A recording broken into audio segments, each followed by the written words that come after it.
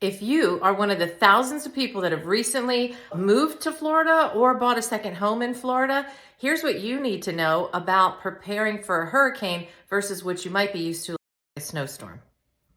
The number one thing we want to prepare for is actually being without power. There's a lot of discussion about all kinds of things and disaster, and your mind can go to the worst. But if you get down to basics, what are we actually preparing for? In the north, we prepare to be hunkered down and not leave our homes if we don't have to drive, or we spend time preparing our vehicles and making sure we have safety things in place for that. Here, you may or may not be able to get out depending on flooding or downed trees that might be blocking roadways. But for the most part, you're preparing for not having power in your home. So you want to make sure, number one, that you have enough water. The recommendation is 1 gallon of water per person per day for a minimum of 7 days. When Ian hit, we were out of power for 9 days. I know other people that were out of power for 12 days.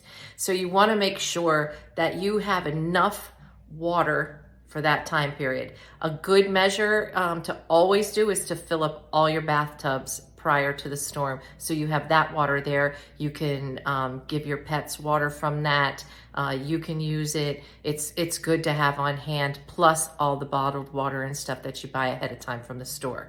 You want to make sure your vehicle has gas, because that gets really difficult when people are trying to go to the gas station and fill their generators up. If you have a generator, make sure that's fueled.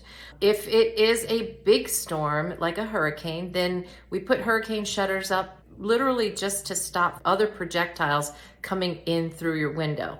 That is the main reason for it. Most windows will sustain the wind and the storm. That was a misnomer for me. But the real reason is projectiles. So that is one of the other main things you need to do. You need to go and get everything brought inside that could blow into somebody else's house or your own house, your garden flags, yard decorations, your patio furniture. That includes your chaise lounges, your tables and chairs, all of that, not just your cushions. Those things can go. If it's not that big of a storm, then all the big stuff can probably stay. But those are the main things, is that you're preparing to be able to be in your home for a good solid period of time. Oh, make sure you have propane in the tank for your grill.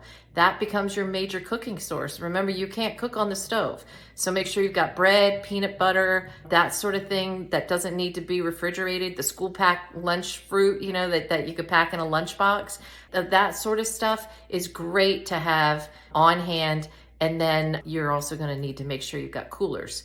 We upgraded our coolers big time after Ian. I hope this helps. The greatest thing is just stay calm. If you are calm and prepared for the main things you need to know, you're going to be just fine.